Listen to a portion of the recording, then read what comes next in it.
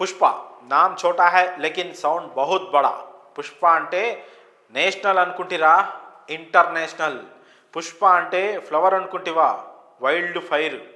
ఇప్పుడు ఎక్కడ చూసినా ఎవరి నోట విన్నా ఇవే డైలాగులు మోత మోగిపోతున్నాయి. ఇప్పటి వరకు సినిమా గురించి ఏ రేంజ్లో టాక్ వినిపించిందో ట్రైలర్ కట్ అంతకు మించి అభిమానులను మెప్పించింది. నిమిషాల్లో సోషల్ మీడియా అంతా పుష్పమయమైపోయింది. ట్రైలర్లో సస్పెన్స్లు, యాక్షన్ సీన్స్ తారస్థాయిలో ఉండడమే కాకుండా కొత్త క్యారెక్టర్స్ పరిచయం అందరికీ ఇంకాస్త ఆశ్చర్యాన్ని కలిగించాయి. దీంతో అభిమానులు ట్రైలర్లోని ప్రతి ఫ్రేమ్ను డీకోడ్ చేస్తున్నారు. అయితే వాటన్నిటిలో అరగుండుతో ఉన్న వ్యక్తి సెంటర్ ఆఫ్ అట్రాక్షన్గా నిలిచాడు. అరగుండు, చెవులకు కమ్మలు, ముక్కెర, మెడలో చెప్పుల దండ వేసుకొని వింతగా నవ్వుతున్న వ్యక్తి ఎవరా అని నెటిజన్లు ఆరా తీస్తున్నారు. ఆ వ్యక్తి మరెవరో కాదు, కన్నడ నటుడు తారక్ పొన్నప్ప. దేవర సినిమాలో భైర కొడుకు క్యారెక్టర్ చేసింది కూడా ఇతనే. ఇక ఇప్పుడు పుష్ప 2తో ఓ డిఫరెంట్ రోల్లో మరోసారి తెరపై కనిపించబోతున్నాడు. రీసెంట్గా తారక్ పొన్నప్ప ఓ ఇంటర్వ్యూలో మాట్లాడుతూ పుష్ప 2లో తన క్యారెక్టర్ గురించి చెప్పుకొచ్చాడు.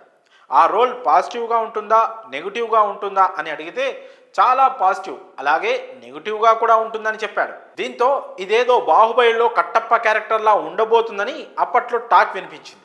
ఇక ఇప్పుడు ట్రైలర్ను చూస్తే తారక్ చెప్పిన దానికి సరిగ్గా సరిపోతోంది. పుష్పరాజ్కు వెన్నుపోటు పొడిచే క్యారెక్టర్ ఇదే అయి ఉంటుందని అంతా కామెంట్స్ చేస్తున్నారు. దీనికంటే ముందు శ్రీవల్లి క్యారెక్టర్ కూడా ఇలాంటిదే అనే టాక్ నడిచింది. మరోవైపు సినిమాలో పుష్పరాజ్ చనిపోతాడా అంటూ ఊహాగానాలు, సందేహాలు కూడా నెలకొన్నాయి. మరి ఈ ఇద్దరిలో కట్టప్ప ఎవరు, అసలు అలాంటి క్యారెక్టర్ ఉందా? ఇలాంటి ప్రశ్నలతో అంతా సినిమా కోసం చాలా ఈగర్గా వెయిట్ చేస్తున్నారు.